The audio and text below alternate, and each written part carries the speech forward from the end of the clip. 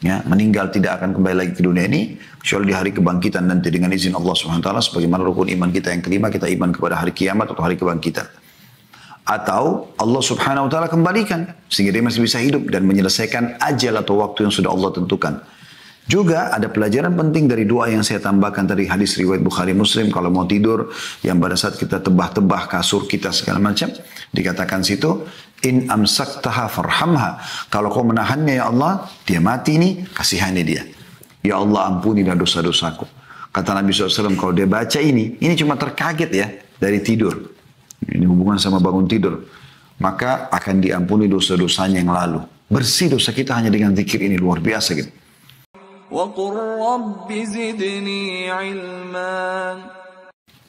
Perhatikan hadis ini ya. Hadis ini hadis sahih diriwayatkan Bukhari Muslim yang menguatkan juga tentang masalah apa yang kita bahas ya tentang doa bangun tidur ini. Yaitu dari Abu Hurairah radhiyallahu anhu, beliau berkata, qala Rasulullah sallallahu alaihi wasallam, "Idza awa ahadukum ila firashihi فَلْيَنْفُضْ فِرَاشَهُ بِدَاخِلَةِ إِزَارِهِ فَإِنَّهُ لَا يَدْرِي مَا خَلَفَهُ عَلَيْهِ ثُمَّ يَقُولُ."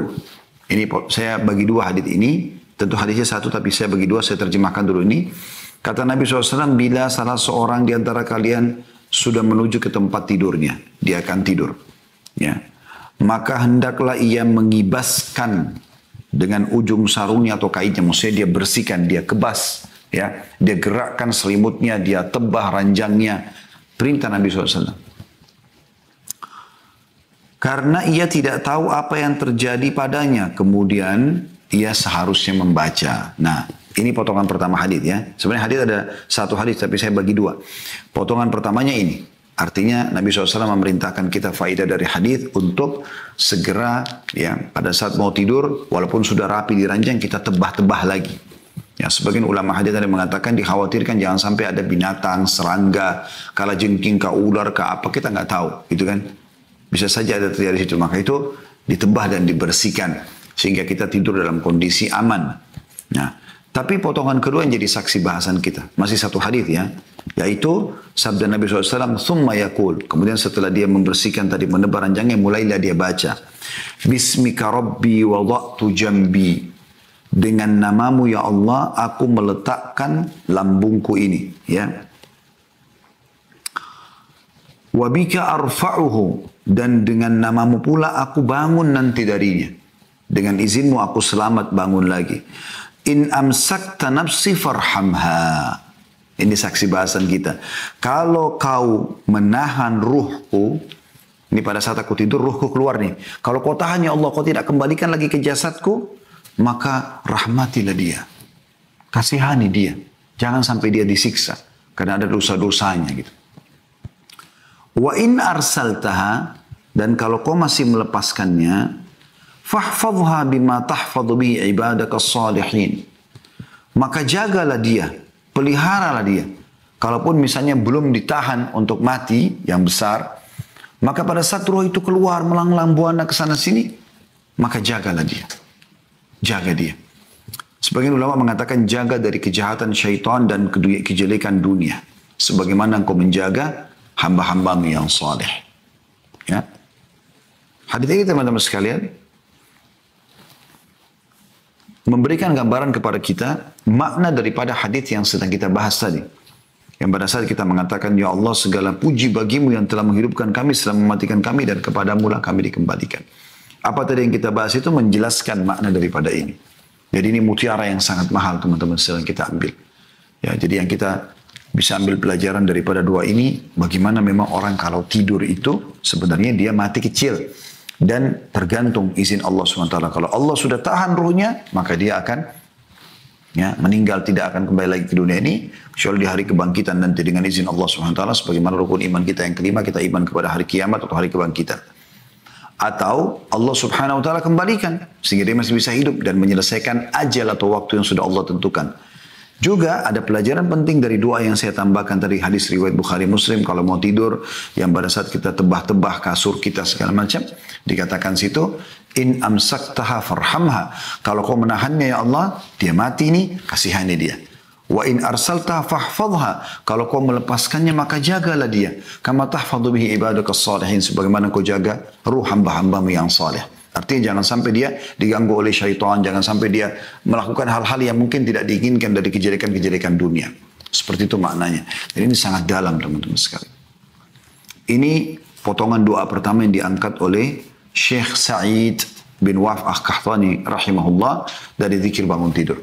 Ya, saya yakin Anda sudah hafal doa ini. Kalau belum, ini cuma setengah baris kalau saya. Alhamdulillahilladzi ahyana ba'da ma amatana wa ilaihin nusyur. Yang kedua adalah hadis yang diriwayatkan oleh Ibnu Majah dan ini disahihkan oleh Syekh Albani. Hadis ini teman-teman juga sangat mulia. Usahakan Anda amalkan. Terkaget tengah malam, walaupun Anda tidak sholat, tidak berdoa pun, maksudnya saya tidak khusus Anda bangun untuk ibadah, ada terkaget saja pas mau tidur lagi pun, usahakan jangan luput dari doa Anda, di sana Anda doain.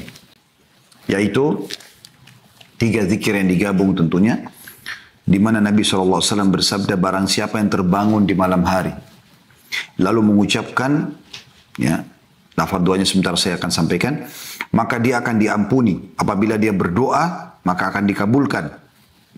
Apabila dia berdiri dan berwudu, kemudian melaksanakan sholat, maka sholatnya diterima. Ini juga diriwayatkan Bukhari, ya, dan juga diriwayatkan oleh Ibnu Majah.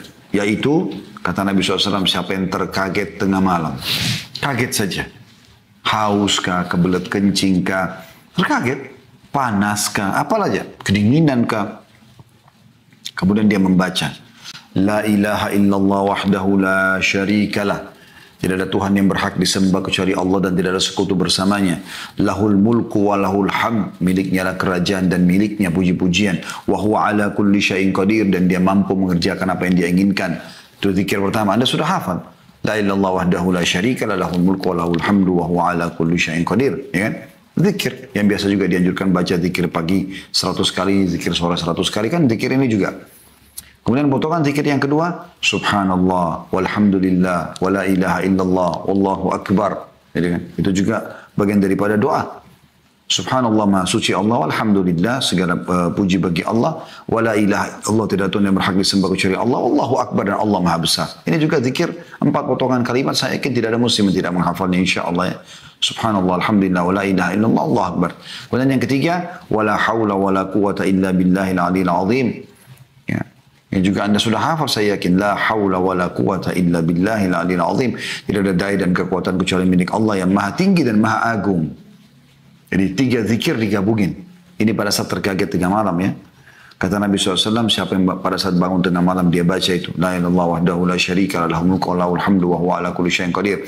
Subhanallah, alhamdulillah, wa la ilaha illallah, Allah akbar, wa la hawla wa la quwata illa billahil aliyil azim. Dia tambah dengan satu potongan doa, Rabbi gfirli. Ya Allah ampunilah dosa-dosaku. Kata Nabi SAW kalau dia baca ini cuma terkaget ya dari tidur. Ini hubungan sama bangun tidur. Maka akan diampuni dosa-dosanya yang lalu. Bersih dosa kita hanya dengan zikir ini, luar biasa gitu. Kalau dia berdoa dikabulkan. Kalau dia sholat, wudhu sholat, diterima sholat. Ini hati-hati teman-teman, perhatikan baik-baik. Jangan sampai luput, nanti malam Anda membaca ini. Ini termasuk zikir yang luar biasa, ya. Tentu banyak sekali ya kalau kita ingin bahas satu persatu zikir ini ya. Tapi potongan yang pertama la ilallah wahdahu la syarika lahul mulku wal hamdu wa ala kulli syai'in qadir sudah cukup. Ada hadis Nabi SAW yang berbunyi siapa yang membacanya 100 kali di pagi hari, 100 kali di sore hari, maka dia akan diselamatkan dari godaan syaitan atau gangguan syaitan gitu kan. Kemudian juga ada hadis yang lain ya, afdalu dzikir la ilaha illallah, dzikir yang paling afdal adalah ucapan la ilaha illallah, ini juga masuk dalam doa ini gitu kan. Jadi memang luar biasa gitu. Kemudian 4 kalimat yang kata Nabi SAW aku ucapkan lebih aku cinta daripada terbitnya matahari, itulah subhanallah, alhamdulillah, wa la ilaha illallah, Allahu akbar. Ini luar biasa kalimat ini. Kemudian yang terakhir, wala hawla wala quwata illa billahil aliyil azim, tidak ada dan kekuatan kecuali milik Allah yang maha tinggi dan maha agung.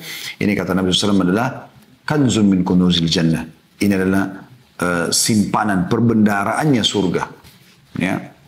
Pernah ada sahabat anaknya hilang, gak tahu kemana gitu. Waktu pergi berperang sama sahabat-sahabat yang lain, semua pulang kecuali anaknya saja. Maka kedua orang tuanya datang kepada Nabi SAW. Lalu mengatakan, ya Rasulullah, orang semua kembali kecuali anak kami. Ya. Kira-kira di mana dia? Kalau dia mati syahid, tidak ada masalah. Tapi kalau dia tidak jelas statusnya, kami juga kepikiran. Maka kata Nabi SAW, pulanglah dan amalkan la haula wa la quwata illa billahil aliyil azim. Maka suami istri ini pulang. Sepanjang malam, dari mulai menyampaikan masalah kepada Nabi SAW, sampai mereka tertidur karena ngantuknya, sampai pertengahan malam gitu kan. Nanti tidak lama kemudian, sang ayah terkaget bangun karena mendengar ada orang ketuk pintu di tengah malam. Begitu dibuka, ditemukan anaknya. Lalu kata ayah, bagaimana ceritamu nak? Kata anaknya, saya ditawan oleh musuh. Saya ditawan oleh musuh. Dan saya beberapa saat yang lalu tiba-tiba merasa rantai-rantai atau ikatan musuh ini menjadi renggang. Kemudian saya bisa melarikan diri dan saya pulang sekarang. Dan itulah pada saat atau di saat-saat bagaimana dia atau kedua orang tuanya sedang membaca la haula wa la quwata illa billahil aliyil azim. Ini luar biasa. Ini kan. Zikir yang ketiga yang diangkat oleh beliau adalah hadis yang diriwayatkan Tirmidzi dan ini juga disahihkan oleh Syekh Albani yang bunyinya Alhamdulillahilladzi afani fi jasadi. Artinya segala puji bagi Allah yang telah menyelamatkan atau memberikan keselamatan pada jasadku. Wa radda alayya ruhi dan mengembalikan ruhku padaku. Wa adzina li bidzikri dan mengizinkanku untuk berzikir atau mengingat dan menyebutnya, menyebut Allah Subhanahu wa taala. Ini juga teman-teman mirip dengan tadi, ya. Hal yang luar biasa di sini. Ya, ini bersinggungan satu sama yang lain, kembali lagi ke bahasan dari masalah maut sughra atau kematian yang kecil ya, pada saat kita sedang tidur. Yaitu kalau kita bagi tiga doa ini, Alhamdulillahilladzi afani fi jasadi, segala puji bagi Allah yang telah menyelamatkan jasadku. Jadi pada saat kita bangun, tangan kita tidak luka, muka kita tidak luka. Kita kan kalau tidur nggak sadar, gitu kan? Nggak sadar. Sampai ada hadis yang lain kata Nabi SAW, kalau kalian bangun tidur cucilah tangan, ya. Karena seseorang dari kalian tidak tahu tangannya dia letakkan di mana pada malam hari. Ada pernah orang mengolok-olok sabda Nabi SAW yang mengatakan, memang kenapa sih? Kan tangan saya letakkan di sebelah saya gitu. Tiba-tiba dia terbangun, dinukil kisah dari para salafus salih ya. Dia bangun ternyata jari-jarinya atau tangannya berada di lubang duburnya. Maka Nabi SAW menyampaikan dengan hikmah ilahi. Kita ini sebagai seorang muslim sudah dimanjakan oleh Allah SWT. Diajarkan cara, walaupun kita belum tahu gitu apa yang akan terjadi. Subhanallah. Ya. Jadi kita bersyukur kepada Allah SWT karena kita bangun jasad kita sempurna. Ya, Alhamdulillahilladzi afani fi jasadi. Kemudian potongan kedua ini yang saksi bahasan kita tadi ya, waradda alayya ruhi. Artinya segala puji juga bagi Allah yang telah mengembalikan ruhku. Mengembalikan ruhku. Jadi ruhnya dikembalikan. Jadi ini hal yang luar biasa gitu. Berarti memang ada prosesi tadi ruh itu keluar, ya. Tentu kita tidak terlalu jabarkan panjang lebar ini. Ya pada saat dia ketemu sama orang, apakah itu berarti ruhnya ketemu sama orang itu, Allahu a'lam. Kami tidak tahu soal itu. Tapi yang kita imani adalah secara terlihat bagaimana ruh itu keluar. Dan Allah tadi sudah menggunakan kalimat wafat juga bagi orang yang tidur. Kalau Allah masih izinkan ruhnya kembali, maka hiduplah dia sampai ajal yang sudah Allah tentukan. Ya. Kemudian potongan yang ketiga, wa adzina li bidzikri. Dan mengizinkan aku untuk berzikir kepadanya. Dan ini luar biasa teman-teman sekalian. Ya. Kata Ali radhiyallahu anhu, Allah tidak akan mungkin memudahkan lisan seseorang hamba untuk beristighfar kepadanya atau berzikir. Ya, kemudian Allah ingin menyiksanya. Artinya luar biasa kalau Allah mudahkan teman-teman. Kayak misalnya Anda mau luangkan waktu di sore hari ini untuk mendengarkan taklim saja misalnya. Itu berarti Allah inginkan kebaikan buat Anda. Bukan cuma Anda, saya pun. Saya duduk di sini pun saya mengisi menyampaikan itu juga manfaat buat saya, ada pahalanya insya Allah, semoga Allah ikhlaskan niat kita. Bapak Ibu juga yang ikuti acara kita begitu ya, kita dapat ilmu ya. Ini luar biasa, Allah inginkan kebaikan buat kita sebenarnya supaya kita amalkan ini. Hanya dengan mengamalkan ini dapat pahala, karena itu adalah doa dan zikir yang diajarkan oleh Nabi SAW. Kemudian juga kita mendapatkan manfaat-manfaat dari apa yang kita minta tadi, jasad kita selamat. Ya, kemudian kita dimudahkan berzikir, kemudian tadi kalau kita berdoa diampuni dosa-dosa kita kalau kita berzikir tadi juga, kemudian diterima doa kita, kalau kita sholat diterima sholat kita. Yang terakhir teman-teman sekalian, dari zikir yang diangkat oleh beliau, ini bagi yang belum hafal memang cukup panjang sedikit, adalah membaca ayat Al-Quran, tepatnya surah Al-Imran. 10 ayat terakhir ya. Al-Imran surah nomor 3 dalam Al-Quran, itu 200 ayat tepatnya. Jadi mulai dari ayat 190 sampai ayat 200, ini dianjurkan untuk dibaca. Ini saya ajak lagi teman-teman untuk membuka aplikasi Al-Quran, kemudian coba kita baca. Dan ini kalau teman-teman belum hafal dan Allah SWT mudahkan Anda mengingat, cobalah buka aplikasi Al-Quran di handphone kalau pas bangun tidur ya. Baca 10 ayat ini rutinkan, nanti insya Allah lama-lama Anda akan hafal. Dan di sini ada pesan-pesan ilahi. Kita pada saat bangun disuruh merenungi langsung ini. Jadi bukan pikirannya langsung ke bisnis, pikirannya langsung ke biologis, pikirannya langsung ke sarapan pagi, apalah mandi. Bagaimana dia berusaha untuk bertadabbur, merenungi ayat-ayat Al-Quran. Saya akan bacakan, silakan buka surah Al-Imran, surah nomor 3 ayat 190 sampai ayat 200. A'udzu billahi minasyaitonir rajim. Inna fi khalqis samawati wal ardi wa ikhtilafil laili wan nahari laayatin liulil albab. Sesungguhnya pada penciptaan langit dan bumi, juga pergantian atau silih bergantinya malam dan siang, terdapat tanda-tanda yang sangat besar terhadap kekuasaan Allah atau keberadaan Allah bagi orang-orang yang berakal. Ya, kenapa tidak teman-teman sekalian? Langit tiba-tiba berdiri tanpa tiang, pergantian siang malam, awan yang berjalan di atas kepala kita, turunnya air hujan, burung-burung yang berterbangan, bintang-bintang yang gemerlapan, semua tidak menunjukkan tentang keberadaan Sang Pencipta. Kalau orang masih mengatakan seperti ateis dan komunis, oh tidak menunjukkan ciptaan, aneh betul. Lalu itu dari mana datangnya? Anda sendiri dari mana? Sampai Allah mengatakan, wa fi anfusikum afala tubsirun, di diri kalian sendiri, tidakkah kalian lihat itu? Allah begitu kita bangun, disuruh langsung menyadari itu. Supaya ini bekal pertama kita melalui kehidupan kita dalam hari itu. Selama kita belum meninggal. Inna fi khalqis samawati wal ard.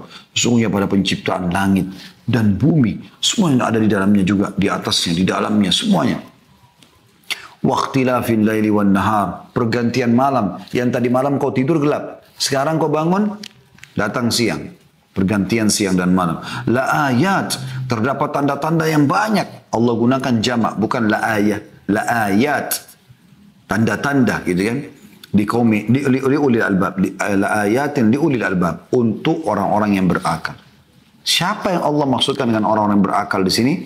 Allah sebutkan di ayat 191-nya. Tadi 190 ya. Sekarang 191. Alladzina yadhkuruna Allah qiyaman wa qu'udan wa 'ala junubihim wa yatafakkaruna fi khalqis samawati wal ardi rabbana ma khalaqta hadza batilan subhanaka faqina 'adzaban nar. Yaitu orang-orang yang berakal tadi ya, yang selalu mengingat Allah dalam keadaan mereka berdiri, mereka duduk, mereka tidur, selalu berzikir, selalu mengingat Allah Subhanahu wa taala. Dan mereka memikirkan penciptaan langit dan bumi. Seraya mereka berkata, wahai Tuhan kami, Engkau tidak menciptakan ini sia-sia. Maha suci Engkau, selamatkanlah kami dari siksa api neraka. Perhatikan kandungan makna ayat ini dalam sekali teman-teman. Bangun tidur kita disuruh baca ini. Dan Anda tentunya yang tidak mengerti bahasa Arab, Anda harusnya membaca terjemahannya juga. Jadi tahu, makanya kita bacakan terjemahannya sekarang. Ya. Lanjut lagi ayat 192-nya. Jadi ini sekaligus berdoa sebenarnya. Rabbana, wahai Tuhan kami, innaka man tudkhilin nara faqad akhzaita wa ma lidh-dhalimin min ansar. Wahai Tuhan kami, ya. Peliharalah kami dari siksa api neraka. Ya Rabb kami, sesungguhnya barang siapa yang kau masukkan ke dalam neraka, maka sungguh engkau telah hinakan dia, dan orang-orang zalim tidak memiliki seorang penolong pun. Ya. Kemudian 193-nya, Rabbana, kita panggil lagi, wahai Tuhan kami, innana sami'na munadiyan yunadi lil imani an aminu bi rabbikum fa amanna Rabbana faghfir lana dhunubana wa kaffir anna sayyiatina wa tawaffana ma'al abrar. Yang artinya, ya Rabb kami, Sesungguhnya kami telah mendengar seruan yang menyuruh kepada iman. Kami dipanggil untuk beriman kepadamu, ya, beriman kepada yang kau suruh imani dari malaikat, kitab-kitab, rasul-rasul, hari kiamat, takdir baik, takdir buruk. Yaitu berimanlah kepada Rabbmu, maka kami pun beriman. Oleh karena itu, ya wahai Rabb kami, pencipta kami, ampunilah bagi kami dosa-dosa kami, dan hapuskanlah dari kami kesalahan-kesalahan kami, dan wafatkanlah kami bersama dengan orang-orang yang berbakti. 194-nya, Rabbana wa atina ma wa'adtana ala rusulika wa la tukhzina yaumal qiyamah innaka la tukhliful mi'ad.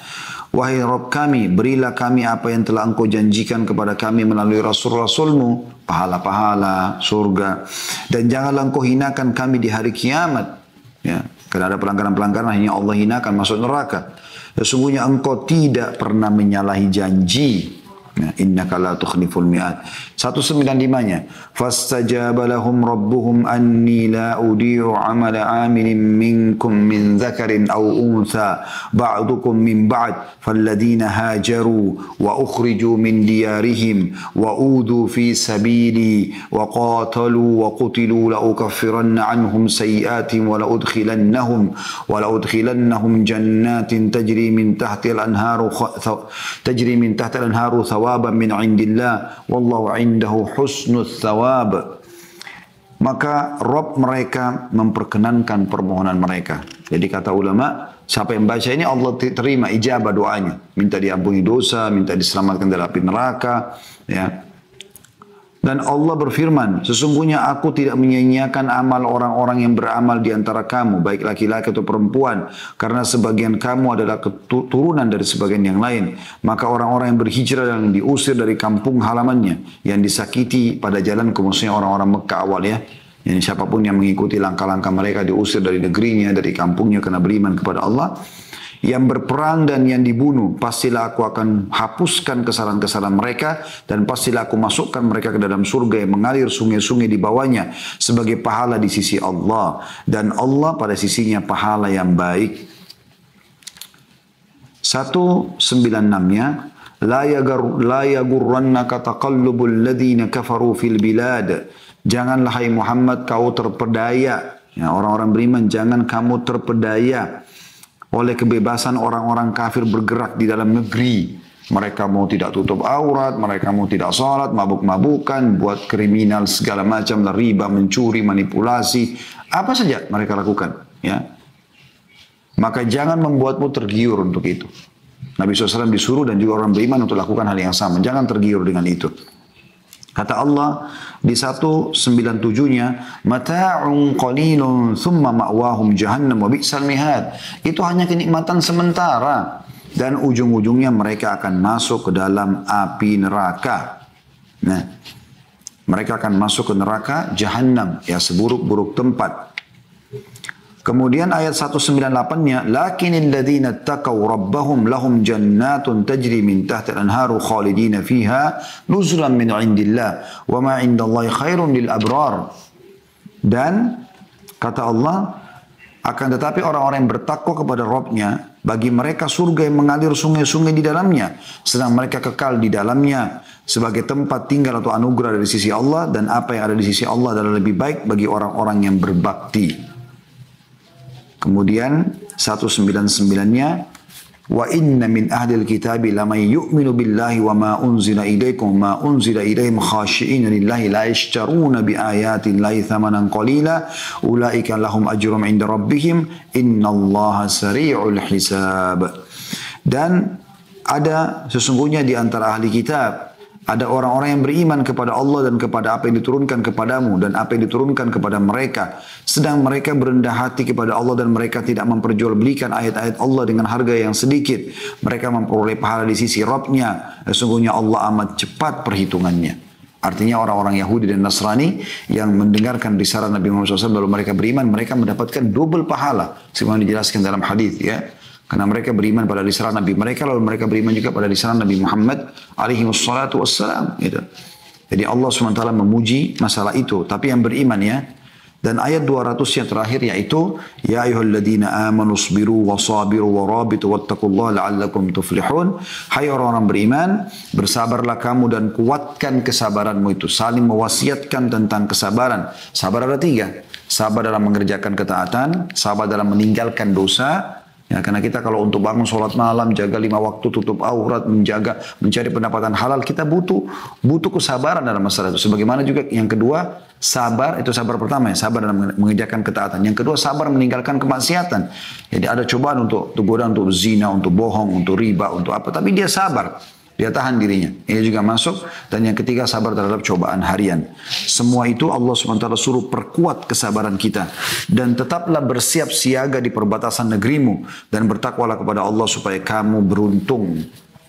Dari 10 akhir ayat ya, dari surah Al-Imran ini memberikan pelajaran yang sangat luar biasa kepada kita.